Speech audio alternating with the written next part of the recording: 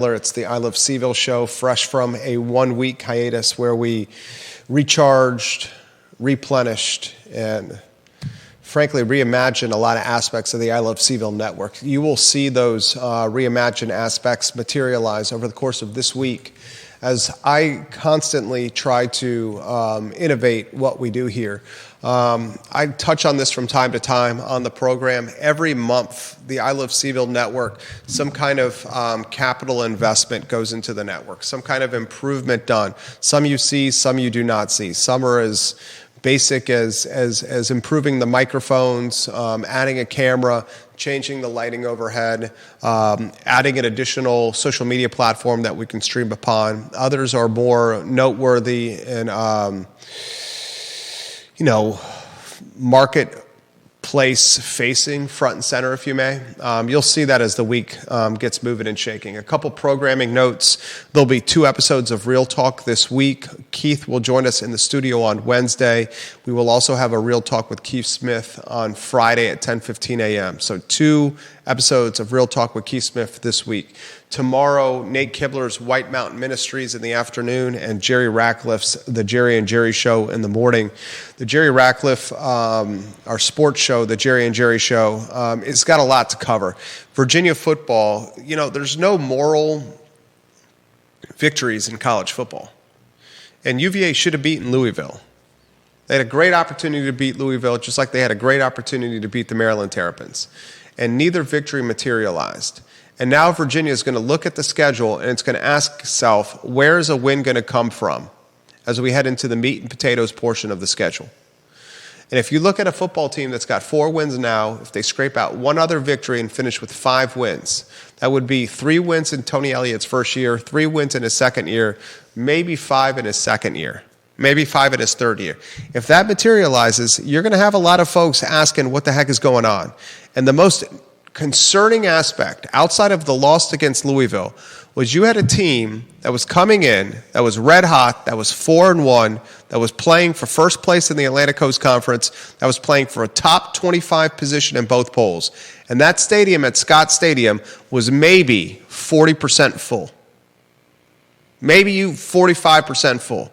It was empty. As empty as I've seen for a gorgeous fall afternoon, no humidity, in a big-time football program in Charlottesville and Louisville. I'm not going to make this yet about football and the X's and O's. What I will say is when Scott Stadium is 40 to 45% full, the athletic department, the football program are losing substantial amounts of money every single home game.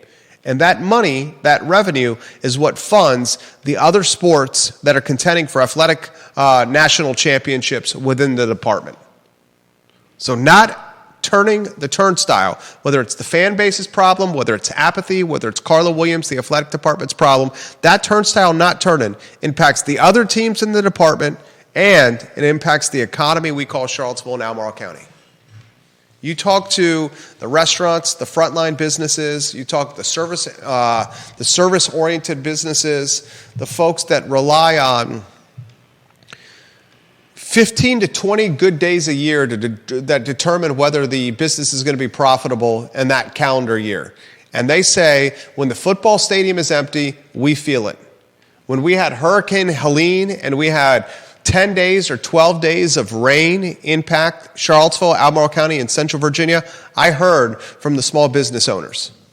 And they said, Jerry, you relay to your viewers and listeners that our margins are so slim that 18, 25, 30 days a year is what's determining whether we're profitable or not. It's that slim for the small business owner. And I talked about this on previous shows, ladies and gentlemen. We're in a climate in 2024 in Charlottesville and in Albemarle County, where CVille and Albemarle County have gotten so popular for people to pursue living, that you are seeing a flood of folks moving to Charlottesville and Albemarle, working hybrid and remote for companies outside of the market. You're seeing people move to Charlottesville and Albemarle County taking jobs in the data science space or the biotech space. And as people move to Charlottesville and Albemarle County, and have six-figure jobs, whether working for an employer out of market or six-figure plus jobs working for a new employer in market tied to data science or biotechnology, you are missing the hometown, shop local, buy local, support the iconic businesses we want to see survive mentality. That's what's happening to Charlottesville before our very eyes. It's not the gentrification of real estate, it's the gentrification of consumer. The gentrification of shopping habits. New folks move to the area with fat wallets, Scrooge McDuck stacks of gold coins, and they say, it doesn't matter where I buy my goods because I didn't grow up here and watch the iconic businesses persevere, preserve, survive. There's no affinity. There's no emotional attachment. That's a phenomenon that's happening before our very eyes. And that's when the small business owners say to me, we have 18, we have 25, we have 30 days a year that determines our profitability for the entire calendar. Throw in Helene and home football games where 40% people come up for attendance, 40% capacity, and you got a disastrous situation for the small business owner. A lot I want to cover on today's program. We'll give some props to Mexicali Restaurant for being a part of the program. Johnny Ornalis and River Hawkins support Mexicali Restaurant on West Main. There's 50 parking spots on site. If you have yet to try Mexicali Restaurant, you're missing what is basically an art museum, a street art museum, fused with a cocktail bar, fused with a music venue, fused with Latin and Hispanic cuisine. They crush it. It's awesome. Try it. Mexicali, West Main Street, Johnny Ornalis, River Hawkins. A lot I want to cover on the program, including, I cannot believe I'm saying this. The University of Virginia, a fraternity on grounds, had their fraternal order of agreement suspended for hazing. I disagreed with what they called, say, hazing, and I disagreed with them suspending the fraternal order of agreement. That's fine. That's not what this is about. Not only have they suspended this fraternity, the earliest they can reapply for reinstatement is 2028, 2029. They are now telling the brothers that live in the Theta Chi fraternity house, you can't live in this house anymore. We've suspended your fraternal order agreement. Get the hell out of this house. You can't live here. We are evicting you from this house. Theta Chi is saying, you don't own this house. You don't own this land, UVA. What are you telling us? You're evicting us from our house? And UVA says, if these 10 brothers, live in this house and continue to stay here and sleep here, we're going to tack on a longer punishment to your fraternal order of agreement suspension. And we're not going to allow you to reacclimate or refraternize until much longer, much later, years from now, if these brothers don't move into the house. The national chapter of Theta Chi is begging UVA, saying it is October. They can't find leases to sign. You're basically asking these members in the house to leave the fraternity and be homeless. And UVA is saying, that's right, get the hell out of the house. We don't own the house. We don't own the dirt your house is sitting on. But if you want ever to recolonize as a fraternity, these 10 brothers are going to get the hell out of their house and basically be homeless. Or we're going to hold you in fraternity purgatory for longer. I want to talk about that on today's program. I want to talk on today's program a doctor, another anonymous doctor. My issue is the anonymity, Jude. I've talked about this. Another anonymous doctor questioning, this one is a different approach, saying the national rankings of UVA Health are bogus. They're saying all this attention that UVA Health is getting from a U.S. News and World Report and all this best children's hospital and best place to work and yada yada this and yada yada that, it's all done in a smoke and mirror system, and the ranking scenario is bogus when it comes to UVA. That was an article in the Daily Progress over the weekend. We'll talk about that on today's show. We'll talk about the city of Charlottesville, the Charlottesville, Virginia city attorney getting $162,000 severance.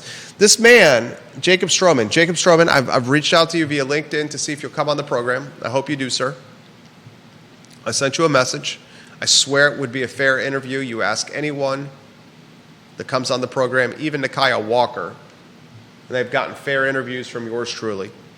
$162,000 the man got to leave Charlottesville. $162K. We'll unpack that on today's show. We'll talk a new update on the Cavalier Crossing apartments off of Old Lynchburg Road.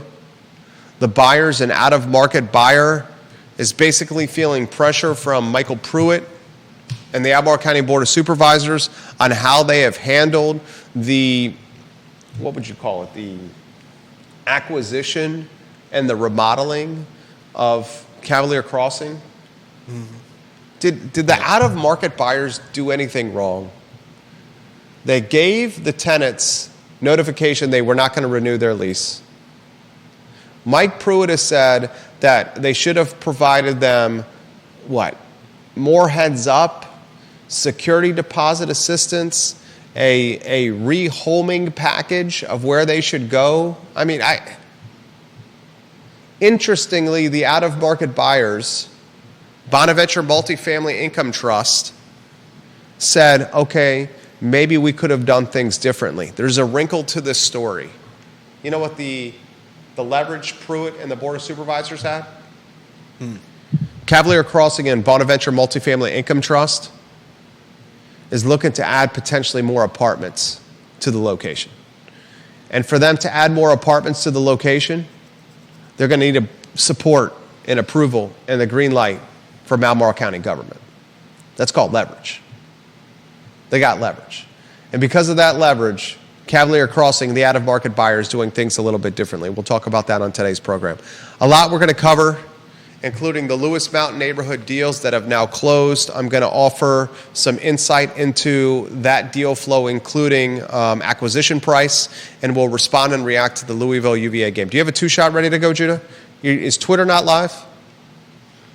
Twitter should be live now. Oh, you got Twitter live. Get yourself on a two-shot so folks can see the windswept Judah Wickower, what the salt water has done to his epidermis, the bronze bod that is Judah Wickower, who spent a week in the rolling hills of the Outer Banks with his family, enjoying caviar, Dom Perignon, strawberries and cream, and the finest of fillets charred outside on a grill of green egg proportions. My friend, wow. The vacation looks good on you.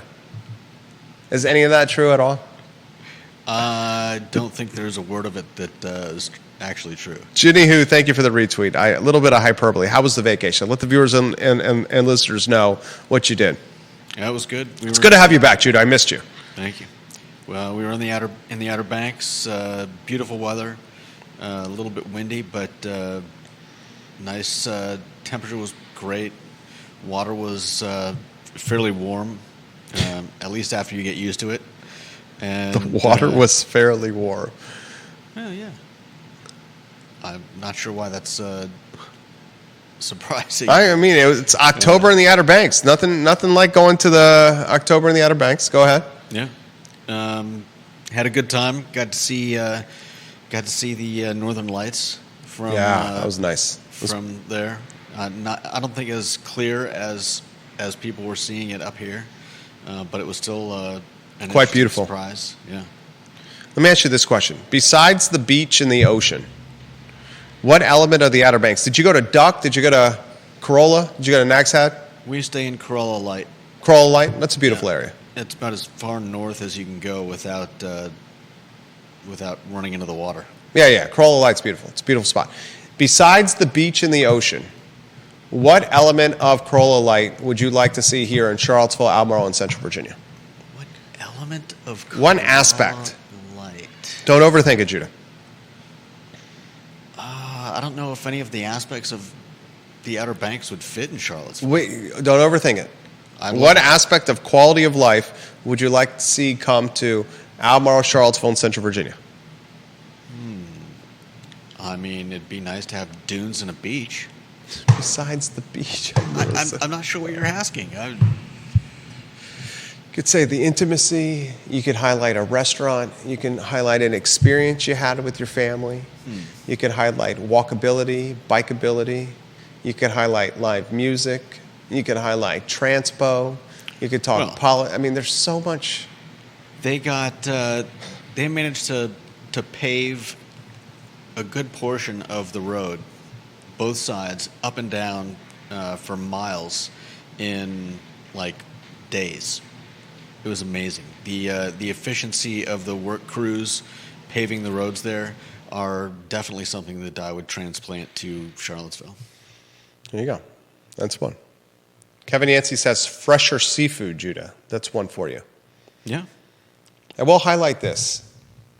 Charlottesville is fortunate to have excellent seafood purveyors.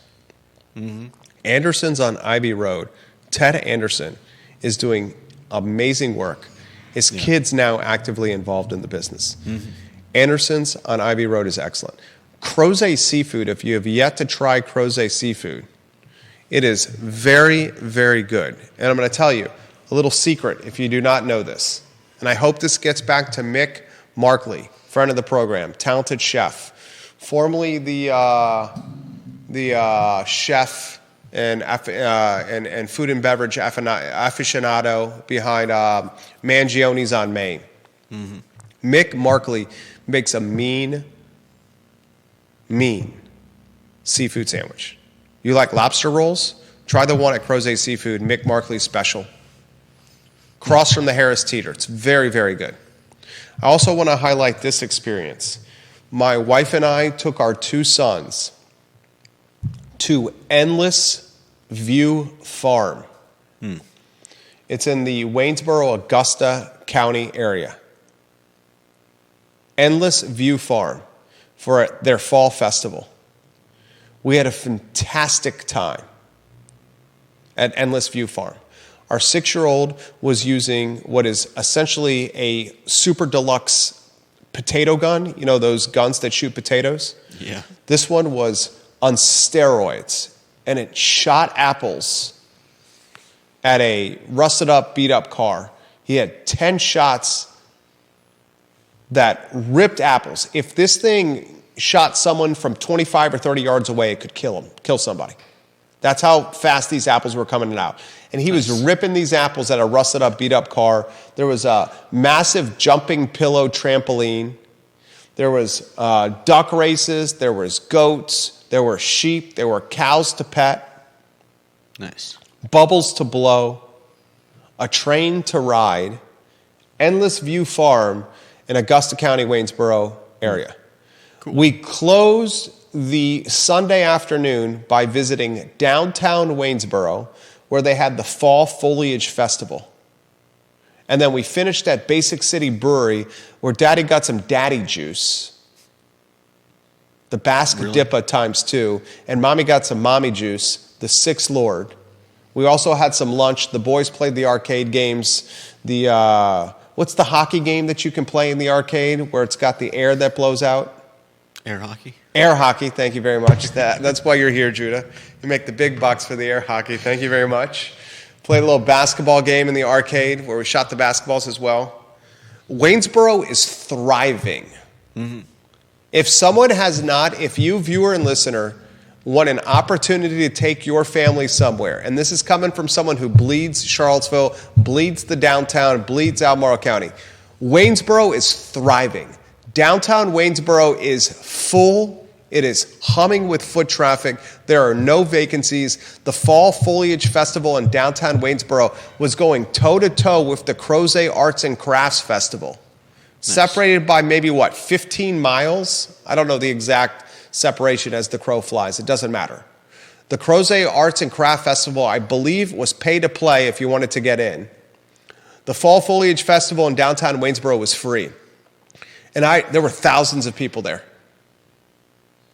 I could not be more impressed with the Sunday afternoon we had at Endless View Farm with the kids walking around down. Oh, another thing. Downtown Waynesboro had a DORA, designated outdoor refreshment area. Nice. Where we checked in, we paid, we showed ID, my wife and I got a bracelet, and they had $5 plastic cups of the coldest beer while live music was playing on. Luke Neer from WINA in Charlottesville Radio Group, the best seat in the house. I saw him playing the, what's the guitar, the bluegrass type guitar? You're talking about not a ukulele, but a banjo. He's playing the banjo. There was a big bass, the big bass playing. Standing bass. Standing bass. 2 other people playing instruments. It was a wonderful, wonderful, wonderful time. Nice. If Charlottesville's government and Albemarle County, if they do not see what is happening with the competition from downtown Stanton, the competition from Zion's Crossroads, Louisa County, the competition from Waynesboro, the competition from downtown Culpeper, they are not reading the tea leaves correctly. Economic development is as much understanding what is in your jurisdiction and how to drive the economy locally as it is understanding what the competing jurisdictions adjacent to yours are doing. And I'm seeing downtown Stanton, I'm seeing Zion's Crossroads, I'm seeing Culpeper downtown, and I'm seeing Waynesboro downtown literally taking our middle class from Charlottesville and Albemarle County, taking our middle class consumer and the important dollars that go with it. An economy is as strong as its middle class. Remember that, ladies and gentlemen. Mm-hmm. We can be all in the clouds and on megaphones like Albemarle County was with Afton Scientific, the biotech firm down Avon Extended that had the governor, Glenn Youngkin, 2 weeks ago, was in Albemarle County.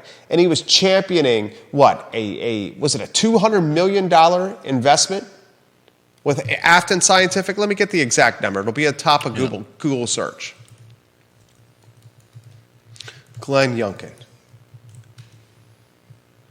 They're expanding. Yeah, I was right. Trust the instinct, Jerry, and trust the memory. It's an elephant's memory. $200 million to create a couple hundred jobs.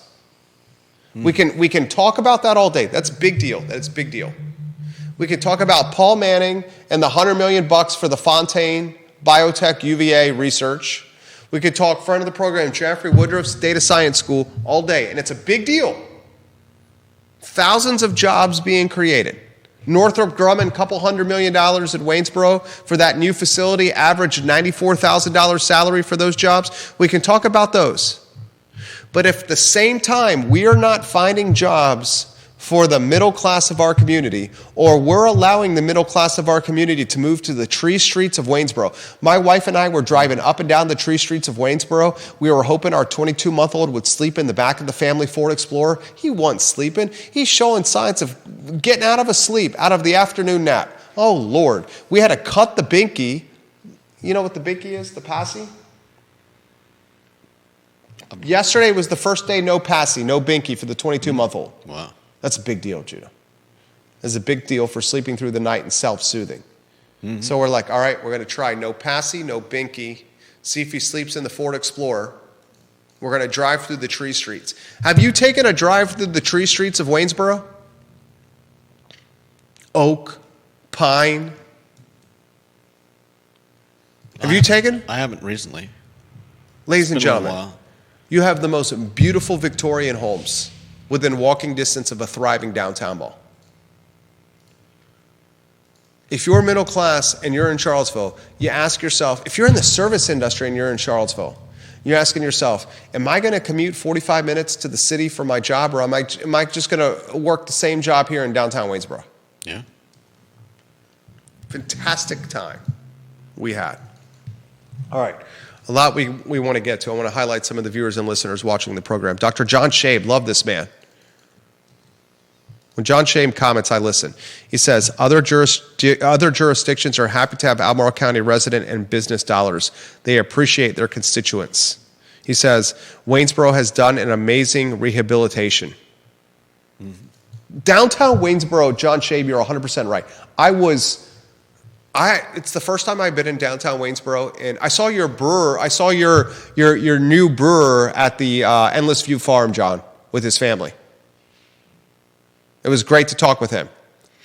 I was in downtown Waynesboro, and I was blown away with the energy and the positivity and the foot traffic and the lack of vacant storefronts, the positive vibe. Mm-hmm. Blown away by it. Juan Sarmiento highlights Hilltop Seafood and Produce in Zion's Crossroads. Mateus John watching the program. Oh, I love when he watches the program. He says, very true, Waynesboro City knows how to attract visitors. He also says, Waynesboro parks are also underappreciated. Have you been to the new Sunset Park? I have not. We will try it. We live in Ivy. It's a hop, skip, and a jump from us. Hop, skip, and a jump. Vicky Harris says the show is fantastic. Logan Wells Claylo, welcome to the broadcast. I got a TV station and a newspaper watching us as we speak. All right, lead of the program, J-Dubs. The show's today's version of the newspaper. What's the lead of the show? UVA is attempting to evict fraternity members. Can you help? Can you make this make sense for me? No. I mean, you want to set the stage for us on this one?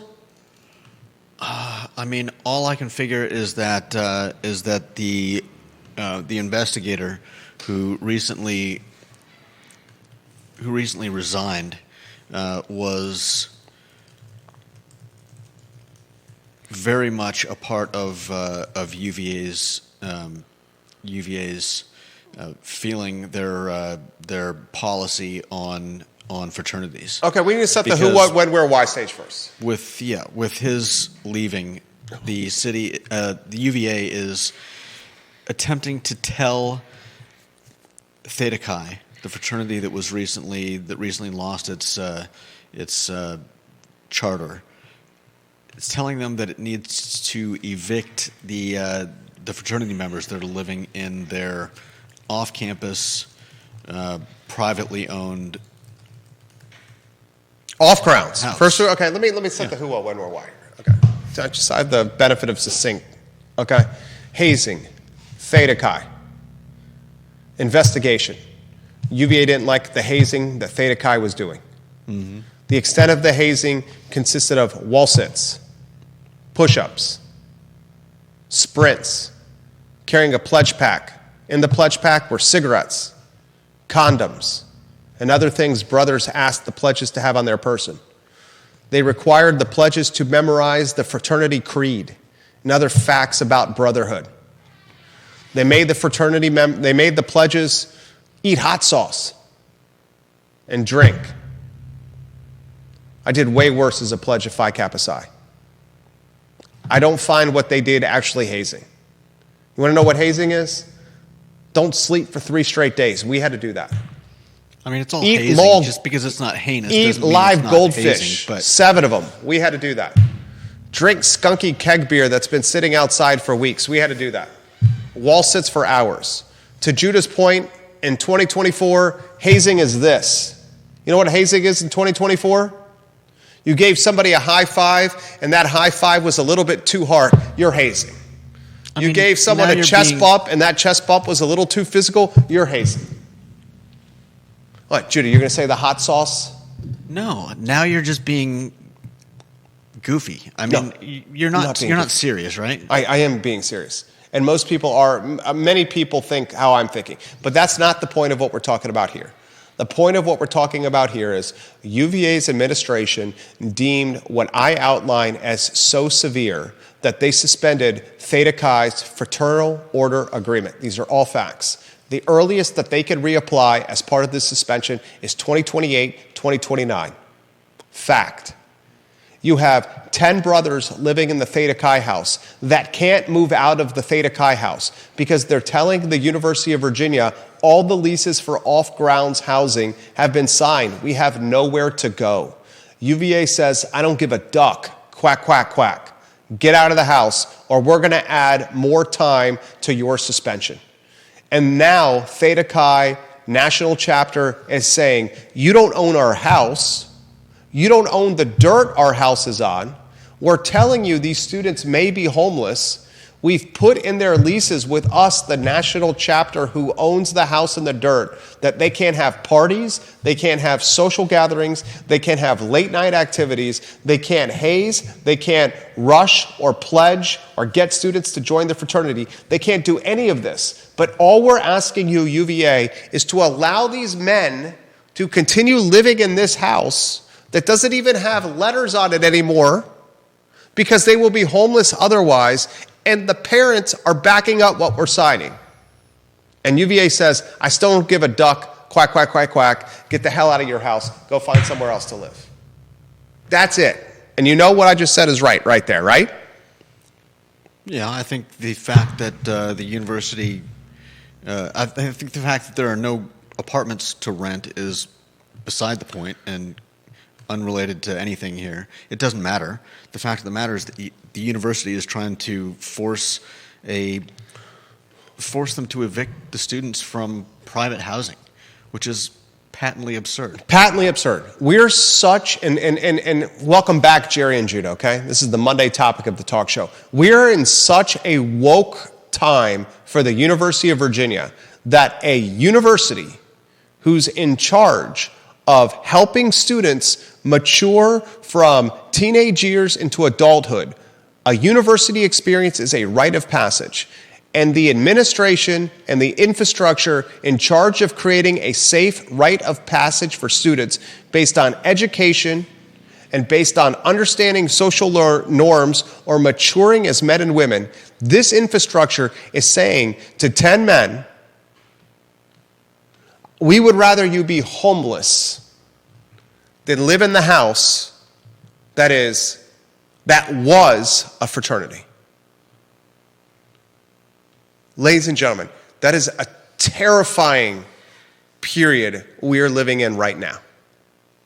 Terrifying period we're living in, where a university would rather make students the sacrificial lambs of their agenda and or their propaganda, as opposed to doing what is best for those 10 men. If you were a parent of one of those 10 men, I can't imagine what my wife would do. I can't imagine what Mama Bear would do. And that's what's happening right now. I've said this so many times on this program, I don't recognize the university I attended. Yeah. I've said that so many times on this program. To make 10 men the sacrificial lamb for an overall agenda ploy is dirty and despicable. And it's a natural segue into the next topic, if you want to put the lower third on screen. Over the weekend, in the Daily Progress, the only issue I have with here is the anonymity of the doctors that are questioning UVA Health. Ginny Who says, I hope some of those brothers come from 1% families and they sued the HE double hockey sticks out of the University of Virginia. No doubt. UVA doesn't own the house, they don't own the grounds. But they're trying to say what you can or cannot do with your lease of your property. Yeah. Think about the overreach right there. If they're going to tell a landlord what they can or cannot do with their private property. Mm-hmm. Property owners have rights. I learned that from Neil Williamson. Right, Neil? What are the property rights of Theta Chi in this scenario? The next headline, over the weekend in the Daily Progress, there was an anonymous... Did you read the article? Yeah. What jumped out at you? Do you want to do the succinct who, what, when, where, why? No. Come on, you got this. The succinct who, what, when, where, why. Bullet point fashion. Give it to him. I mean, the succinct is basically the fact that with all of these allegations coming out about the University of Virginia healthcare system, I think some people are correctly wondering how much of all of these national rankings that we've been seeing so much of recently are affected by false numbers. If the university really is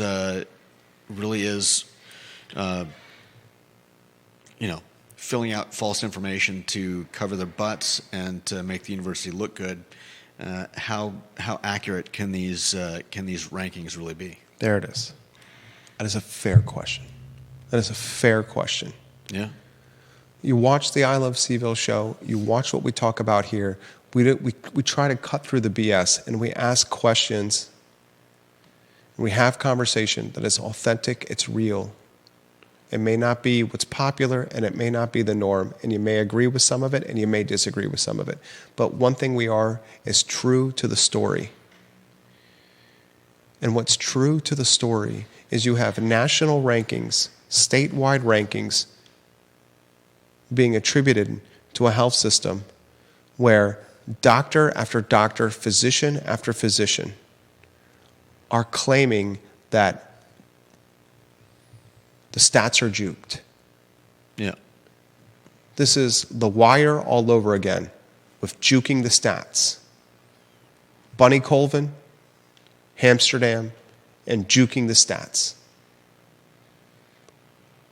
If the stats are juked, if medical charts are being changed, if patients and their families are being incorrectly or fraudulently billed, and if middle management is being told by upper management and C-suite, you better do this or you ain't getting a promotion, and if you talk about this with anyone, we're going to drop the hammer on you. How much are those national rankings and statewide rankings worth? Yeah. And it's a fair question. Very It's a fair. fair question.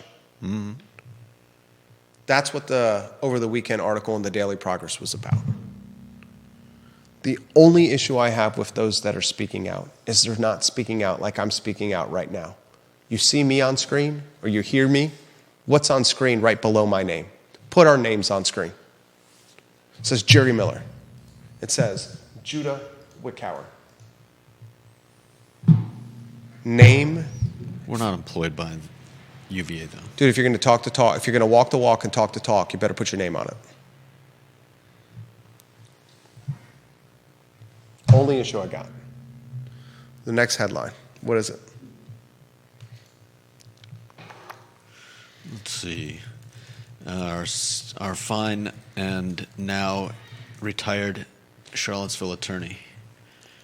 You want to do the who, what, when, where, why on that? I think our viewers know most of it, but the local news has been doing some digging. NBC 29. And found that,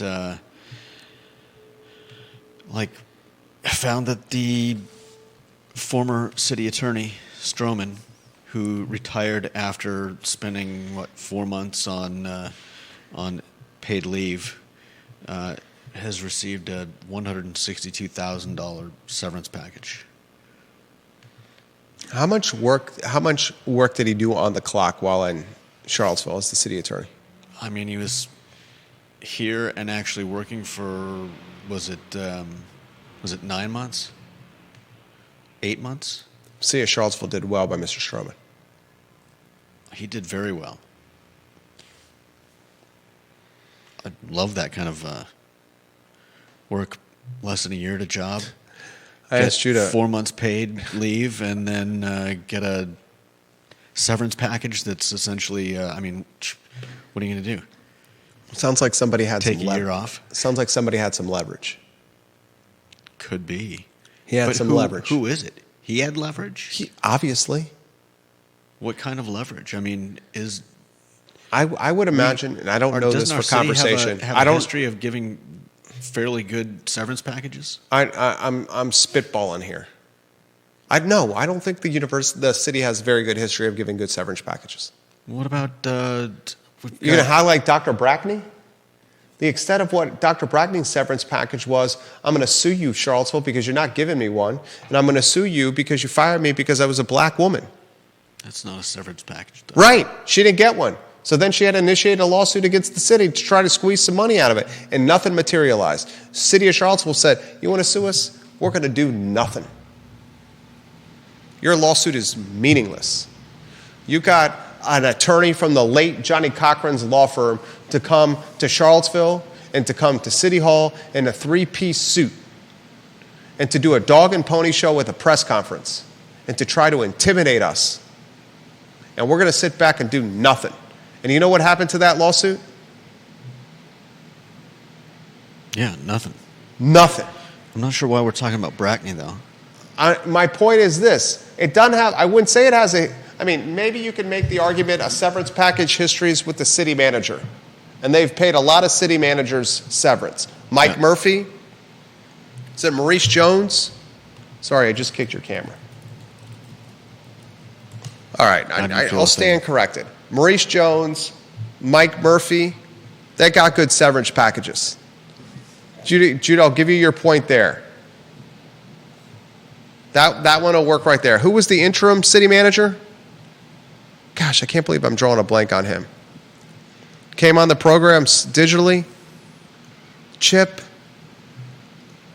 You got this. Chip Boyles. My boy Chip Boyles. My boy CB. He got a severance package. You had the city manager who took the job and then quit the job before his first day on the clock. Yeah. Michael C. Rogers, he didn't need a severance package. No. All right, I'll give you, there's a history of severance package. Strobing got $162, $162,000. That ain't bad, huh? Not at all. Mr. Stroman, I sent you a LinkedIn request. You accepted it. Thank you, sir. Mr. Stroman, I also sent you a LinkedIn message on Saturday morning to see if you would be willing to join us on the show. If you do join us on the show, you have my word as a man, and you can ask any other guest that's been on this program that the interview would be fair and the questions would be open-ended, sir. Please join us on the program, Mr. Stroman. Please. And just tell your side of the story. Next headline, please. Next headline is Cav Crossing buyers feeling local government pressure.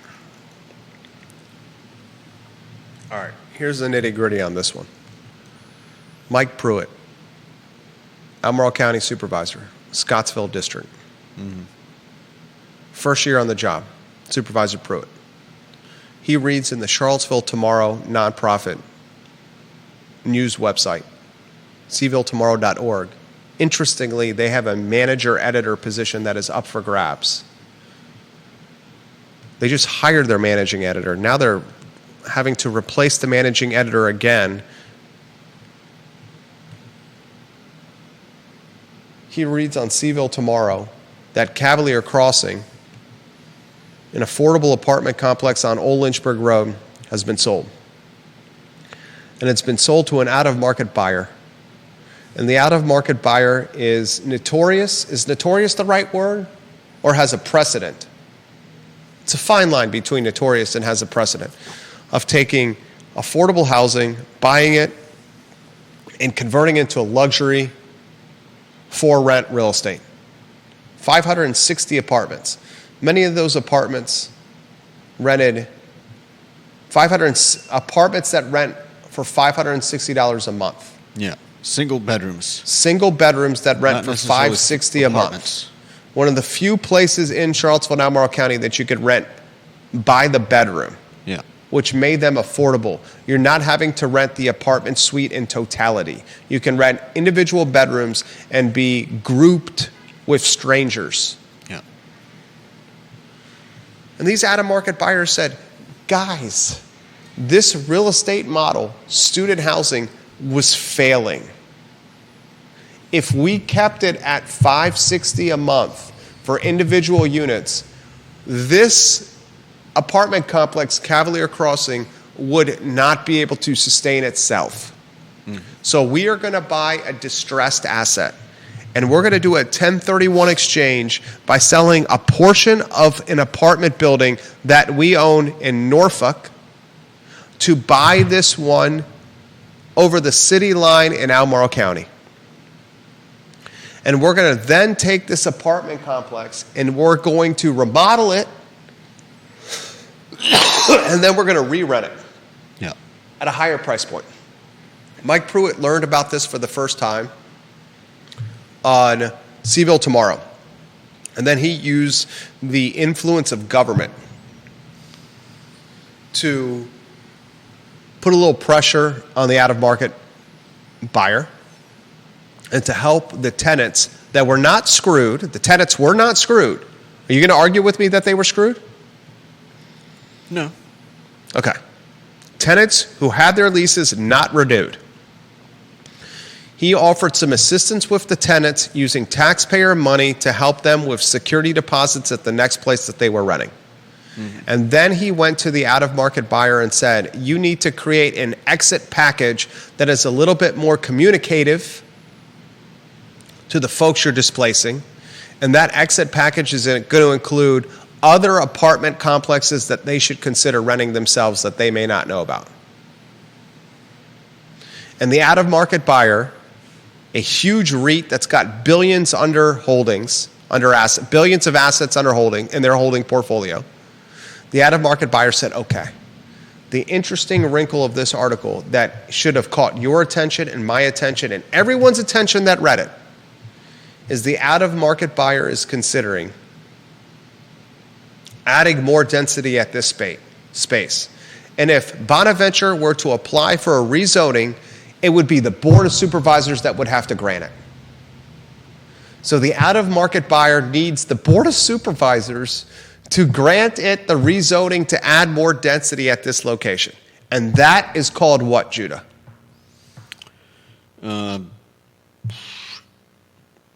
Blackmail? Leverage. How is that called blackmail?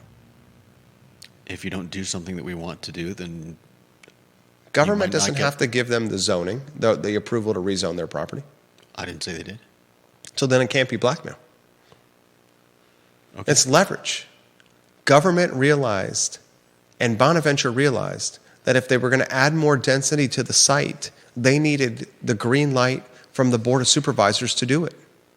So of course they're going to appease one of the people on the board that's asking them to improve the exit package of letting tenants know where to go. And here's some other resources that you may need to find some other places to live. And that's how business works.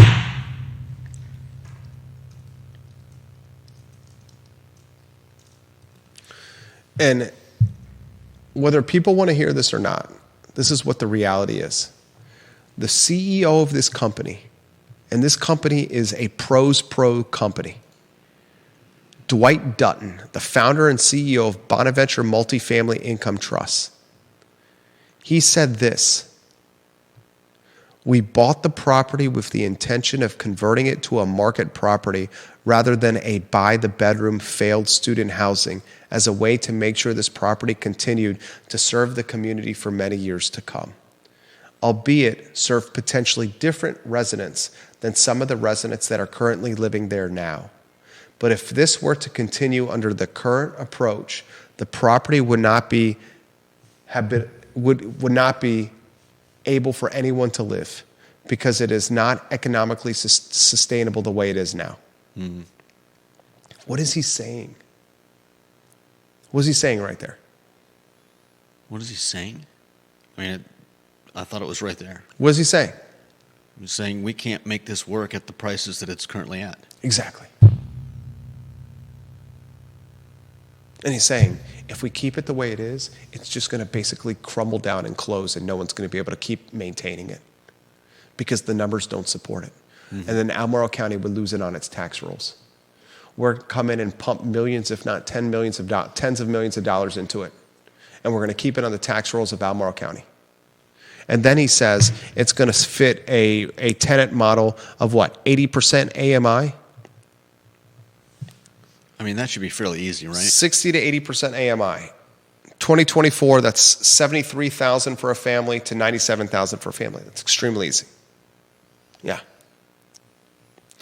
If your family household is pushing $97,000, 80% AMI, and you're renting instead of owning, you're going to lease this all day, every day, twice on Sunday. Or just not worry about it. Right. There it is. All right, the next headline, what do you got? At the 127 marker, I got a 145 real estate showing, and I got a 3 o'clock real estate showing today. What's the next headline you got? Mike Kochis. I need to highlight this. I did a post of Chief Kochis in the I Love CVille studio. When Chief Kochis took the job, I went and looked at my Google. Do you use Google Drive? Yeah. On your phone, though? to help archive your photos and videos to make sure it doesn't erode the space on your iPhone? No. So you'll find when you're popping out, when you have bambinos and kids, that you love to take photos and videos of your children. And they're your most precious memories, and you never want to delete them. And if they just stay in your photo library, it just crushes your phone and the space it has. So what you want to do is back it up with Google Drive on your phone. So that'll free up space for you to actually use your phone for functional purposes. Mm-hmm. So I was flipping through Google Drive, and I got a picture of Chief Kochis from when he came on the program. Yeah. I think it was sometime last year. Then I did a little research. In September of 2022, Chief Kochis took the job in January of 2023. Do you have the lower third on screen, the right one? Yeah. He took the job in January in 2023. So he has been on the job, what, a year and a half and change. Right before he took the job, 27% of the Charlottesville Police Department was vacant. Yeah. Chief Brackney had demoralized the police department to the point where 27%, 1 in 4 jobs, could not be filled. Chief Kochis takes the job in January of 2023 in the middle of a crime spree like Charlottesville had not seen in a long time. We had dubbed Charlottesville as the OK Corral. There were murders, including one on the downtown mall, and gunfights in the parking lot of the Omni Hotel. Mm. Chief Kochis has filled the police department, has changed morale, has changed the brand and the perception. Chief Kochis has diminished crime. He's solved cases. And I can make a very convincing argument that Chief Kochis has had a more profound positive impact on Charlottesville City than anyone since COVID. I would challenge anyone to give me a name that has had a more profound impact, positive impact on the city than Chief Kochis since COVID. Can you think of anyone? I think he's done a great job. I agree. Little historical perspective for you. When he took the job, 27% of the department was vacant. The brand that was CPD was at its lowest because of the previous police chief, and crime and murder were rampant. Complete 180 today. Mm-hmm. I hope Chief Kochis hears that.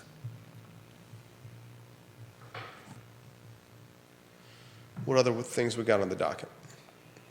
Well, Holly Foster says, do you think Jacob Stroman signed an NDA when he got that severance package? It's a good question. It's a great question. She's basically saying if he signed an NDA, would he be able to come on the program? She said she feels for the homeless frat boys and hopes the parents will sue. What's the next question as we wind down the program, the next topic? Done deals? I hate to say this to you, Judah, but I don't think you're going to win the Lewis Mountain bet. Oh, I haven't thought I was going to win quite a while. Okay. We have a bet on how many homes will come on the market in the Lewis Mountain neighborhood. Because of the, I'll add a little color to this. I ran into one of the developers that has got a project in the new zoning ordinance, local project. I said to him, how is your project going? And he said, not good. I said, why?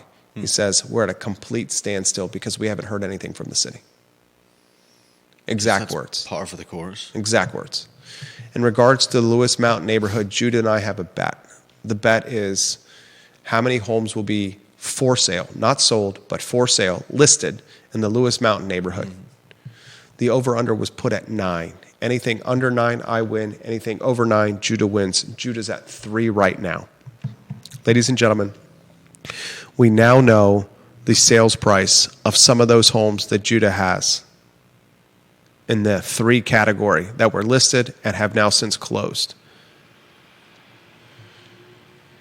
I was taken aback by these price points. 2025 Thompson Road, a 4-bedroom, 2-bath, 2,754 square foot house on a postage stamp of a lot built in 1954, sold in September the 16th for $1,155,000.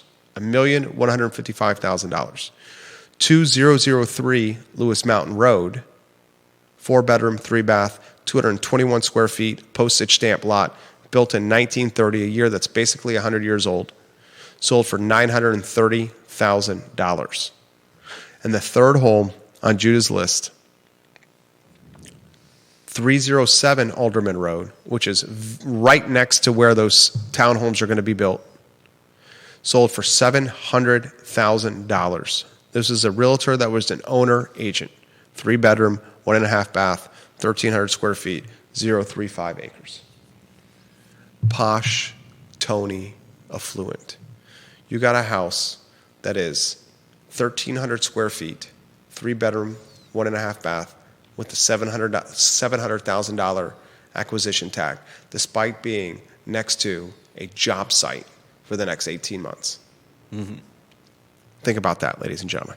Then you got 2 other homes, one at $1,155,000, $1,155,000 on a home that was built in 1954, and another one, $930,000 on a home that's basically 100 years old. It's the last topic, football. Yeah. I encourage you to tune into the Jerry and Jerry Show tomorrow at 10:15 a.m., where we'll talk about this Virginia football team, a tough loss against the Louisville Cardinals. There are no moral victories in college football. There are no moral victories. And Virginia should have won that football game. That go for it on 4th down in the first half at the end of the first quarter instead of kicking the field goal was a coaching blunder. I don't care how you put it.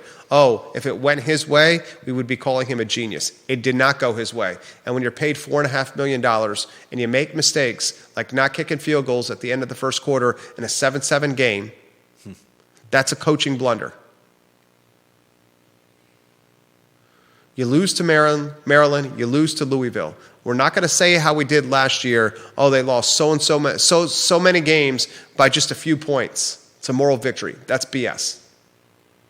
And you look at the schedule, you got Clemson on the docket. What are they, the 10th ranked team in the nation, Judah?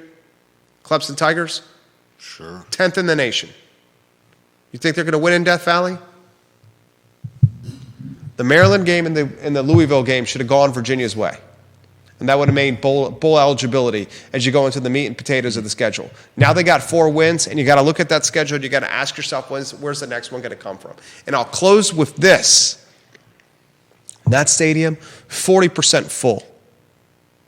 You're talking a 60,000 person stadium with 24,000 people in it. And everyone on TV saw it.